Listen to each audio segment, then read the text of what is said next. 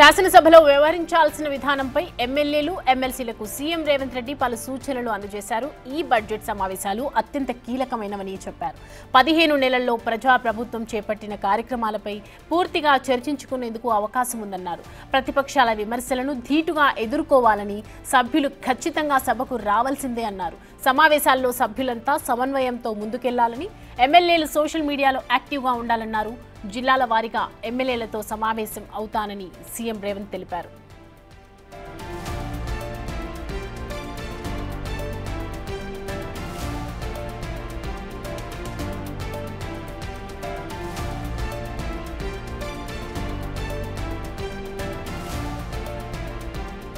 ఈ అంశానికి సంబంధించి పూర్తి డీటెయిల్స్ మా ప్రతినిధి హేమ అందిస్తారు.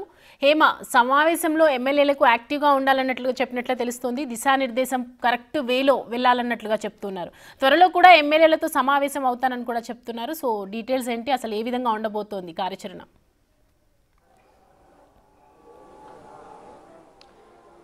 మొత్తానికైతే ప్రతిపక్షాలకు గట్టి ఫైట్ ఇచ్చేందుకు కాంగ్రెస్ ఎమ్మెల్యేలంతా సిద్ధమవుతున్నారనే చెప్పుకోవచ్చు. ఎందుకంటే ఏడాదిన్నర పాటు ప్రభుత్వం నడిపినటువంటి వాళ్ళు అనేక సంక్షేమ కార్యక్రమాల నుంచి అనేక అభివృద్ధి కార్యక్రమాలు కూడా చేశారు. వాటన్నిటిని చెప్పుకుంటూనే ప్రతిపక్షాలు చేసేటటువంటి దాడికి కౌంటర్ చేయడానికైతే ఎమ్మెల్యేలంతా సిద్ధమైపోయారు. ఎందుకంటే ఈ రోజు ఉదయం జరిగినటువంటి సిఎల్పి మీటింగ్లో నేరుగా ముఖ్యమంత్రి రేవంత్ రెడ్డి ప్రతి ఒక్క ఎమ్మెల్యేలకు కూడా దిశానిర్దేశం చేశారు.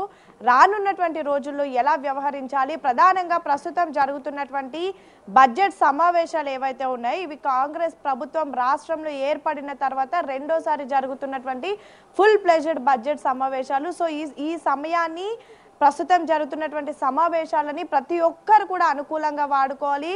ప్రభుత్వం చేస్తున్నటువంటి ప్రతి ఒక్క అభివృద్ధి కార్యక్రమాలను కూడా వీలైనంత ఎక్కువగా మాట్లాడాలి అంటూ కూడా ప్రతి ఒక్కరికి దిశానిర్దేశం చేస్తూనే ప్రతిపక్షాలు చేసేటటువంటి కౌంటర్స్కి కూడా అటాక్ చేయాలి. దాదాపు 10 ఏళ్ళు అధికారంలో ఉండి వాళ్ళు చేసింది ఏమీ లేదు. కేవలం 15 నెలలు ప్రభుత్వం ఏర్పాటు చేసుకొని మనం అనేక సంక్షేమ కార్యక్రమాలు చేసి రాష్ట్రాన్ని డెవలప్ చేస్తూ మనం ముందుకు వెళ్తూ ఉన్నాం. సో మనం చేసింది ప్రతి ఒక్కటి చెప్పాలి అంటూ కూడా దిశానిర్దేశం చేశారు. అదేవిధంగా ప్రతి ఒక్క ఎమ్మెల్యేలు కూడా సభకు సమయానుసారంగా రావాలి. ప్రతి ఒక్కరు కూడా ఆన్ టైం సభలో ఉండాలి.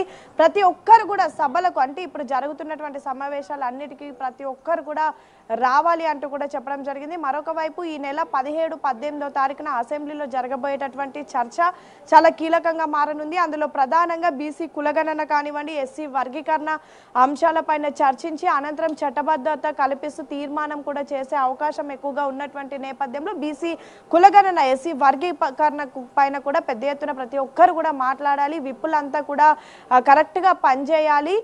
ప్రతి ఒక్కరు, అందరూ ఒకే అంశం కాకుండా ఒక్కొక్కరు ఒక్కొక్క అంశాన్ని చూస్ చేసుకొని వీలైనంత ఎక్కువగా మాట్లాడుతూనే సబ్జెక్ట్తో ప్రతి ఒక్కరు కూడా మాట్లాడాలి అంటూ దిశానిర్దేశం చేశారు. మరొక వైపు కొత్తగా వచ్చినటువంటి ఎమ్మెల్యేలు ఎక్కువగా అవకాశం కల్పించుకొని మరీ మాట్లాడాలి. ఆల్రెడీ సీనియర్లు ఉన్నారు కాబట్టి వాళ్ళని చూసి నేర్చుకోవాలి. కొన్నిసార్లు సీనియర్లు రియాక్ట్ అవ్వనటువంటి సిచ్యువేషన్స్ ఉంటాయి. అలాంటి సమయంలో కొత్తగా ఉన్నటువంటి ఎమ్మెల్యేలతో పాటు యంగ్ ఎమ్మెల్యేలు ఎక్కువగా యాక్టివ్గా ఉండాలి. యంగ్ ఎమ్మెల్యేస్ వీలైనంత ఎక్కువగా అవకాశాలు కల్పించుకొని మరీ మాట్లాడాలంటూ కూడా సిఎల్పి మీటింగ్లో చెప్పడం జరిగింది. మరొక వైపు ప్రధానంగా ప్రస్తుతం సోషల్ మీడియా అనేది ఎంత కీ రోల్ పోషిస్తుందో ప్రతి ఒక్కరికి తెలిసిందే. సో ప్రతిది కూడా మొత్తం తెలంగాణలో ఉన్నటువంటి రాజకీయాలన్నీ సోషల్ మీడియా వేదికగా జరుగుతున్నాయి. సో ప్రతి ఒక్కరు కూడా సోషల్ మీడియాలో యాక్టివ్గా ఉండాలి.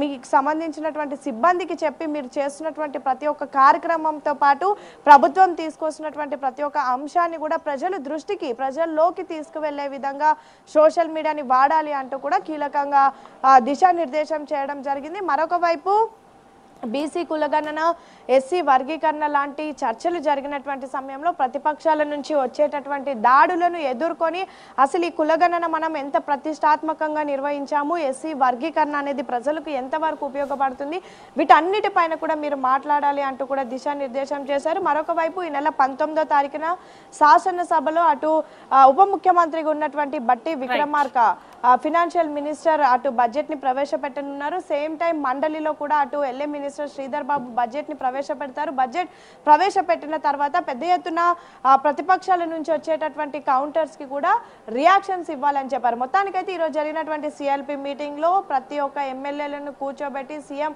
అసలు రానున్నటువంటి రోజుల్లో మీ పనితీరు అండ్ అసెంబ్లీలో కానివ్వండి లేదంటే బయట కానివ్వండి ఎలా మమేకం అవుతూ పని చేసుకుంటూ పోవాలని దిశానిర్దేశం చేశారు. మరొకసారి ముఖ్యమంత్రి ఇంకొక క్లారిటీ ఇచ్చింది ఏంటంటే రానున్న త్వరలోనే ప్రతి ఒక్క జిల్లాకి వెళ్ళి ప్రతి ఒక్క జిల్లా ఎమ్మెల్యేలతో అక్కడ ఉన్నటువంటి ముఖ్య నేతలతో మీటింగ్ కూడా ఏర్పాటు చేస్తున్నారు. మొత్తానికైతే ఈరోజు CM Revanth Reddy CLP meeting లో కాంగ్రెస్ నేతల్లో మరింత జోష్ ని నింపారనే చెప్పుకోవచ్చు. Right, thanks for the updates. ఏమా